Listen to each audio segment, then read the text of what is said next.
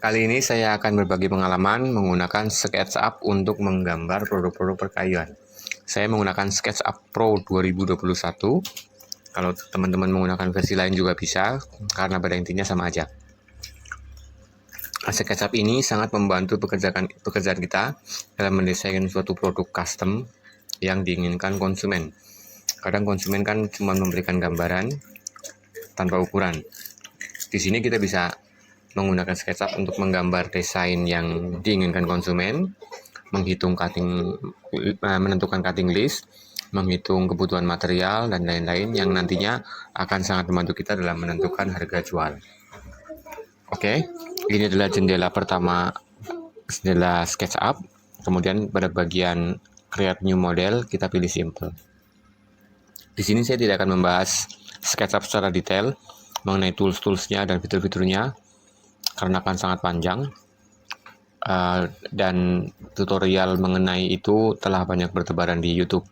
Di sini saya akan mengkhususkan SketchUp for woodworking, SketchUp untuk menggambar, untuk mendesain produk-produk perkayuan. Oke, ini sudah muncul SketchUp-nya. Ini adalah tampilan area kerja pada SketchUp Pro 2021. Nanti metode pembelajaran kita adalah contoh kasus per kasus. Jadi misal kita akan membuat nakas. Bagaimana cara menggambarnya di SketchUp, menentukan desainnya, menentukan dimensinya, dan lain-lain. Tapi sebelum itu kita akan melakukan pengenalan dulu terhadap software yang satu ini, memahami tools-toolsnya dalam yang sekilas-sekilas saja, nggak perlu terlalu dalam, dan mengetahui tools-tools apa yang paling sering digunakan dalam menggambar produk-produk perkayuan. Mari kita mulai. Kita hapus dulu ini gambar mbak-mbaknya. Kita klik kanan, lalu klik erase. Pada tampilan kerja SketchUp adalah seperti ini. Gambar 3 dimensi dengan sumbu biru, hijau, dan merah. Masing-masing mewakili sumbu Z, sumbu Y, dan sumbu X. Misal, kali ini kita akan menggambar bentuk geometri dasar, yaitu dasar dari semua bentuk-bentuk 3 dimensi yang bakal kita sering gunakan nanti ketika akan menggambar produk-produk perkayuan. Sebelumnya kita rubah dulu dimensinya menjadi cm. Kita pilih window, model info, lalu pada bagian format kita pilih desimal, lalu pada bagian length kita pilih cm, kemudian pada bagian display precision kita pilih 0,0 cm. Oke, sudah, lalu klik close.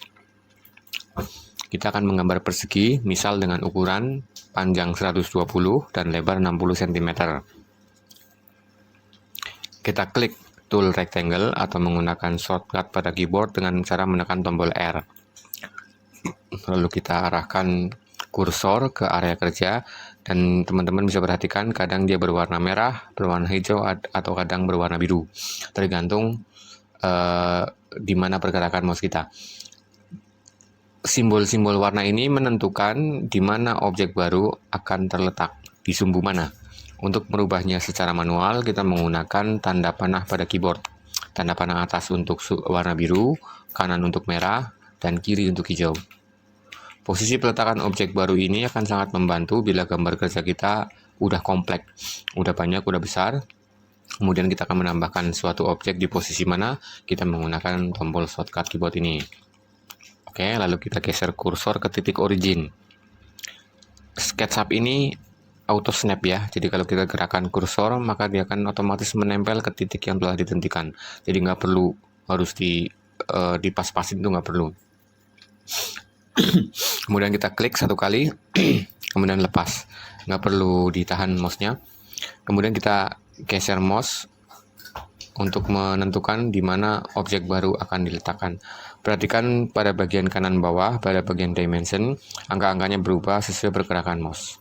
Lalu kita masukkan nilainya, panjangnya 120, kita ketikkan 120 pada keyboard, lalu diikuti tanda titik koma, kemudian 60, kemudian tekan enter. Oke, sudah jadi. Ini adalah bentuk 2 dimensi pertama yang kita buat. Untuk navigasi pada layar, kita gunakan tombol orbit atau menekan O pada keyboard. Kemudian klik dan tahan, kemudian gerakan mouse. Untuk merubah sudut pandang terhadap objek yang telah kita gambar. Gunakan tombol mouse bagian tengah untuk zoom in dan zoom out. Lalu berikutnya kita akan menggambar persegi. Kita klik icon rectangle, kemudian kita klik di area kerja yang kita inginkan, klik lepas, lalu geser mouse. Misal kita akan membuat persegi dengan ukuran 50 x 50. Kita ketikkan 50, titik koma, 50, lalu enter. Kemudian kita akan menggambar lingkaran. Kita klik circle atau tombol C pada keyboard. Kemudian kita bawa ke area kerja, kemudian klik. Lalu tentukan jari-jarinya. Misal kita akan menggambar dengan jari-jari 15 cm. Kita ketikkan 15, ketik enter.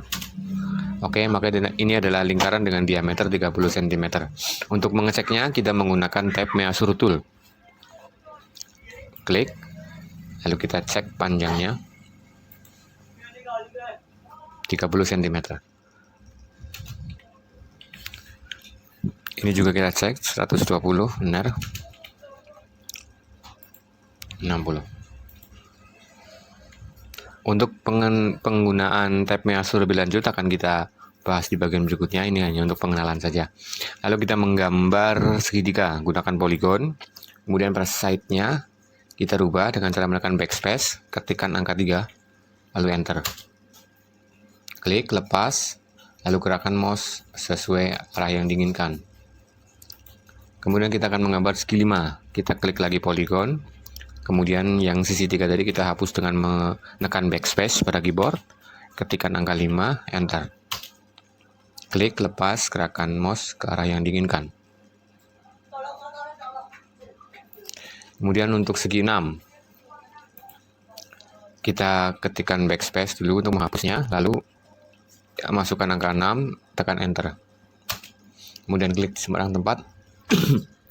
Kemudian kita tarik ke arah yang diinginkan. Demikian juga untuk segi 8 dan seterusnya, kita masukkan angka-angkanya. Oke, ini adalah gambar yang telah kita buat mengenai bentuk-bentuk geometri dasar. Sampai sini dulu videonya, karena nanti video ini akan saya bagi-bagi agar tidak terlalu panjang.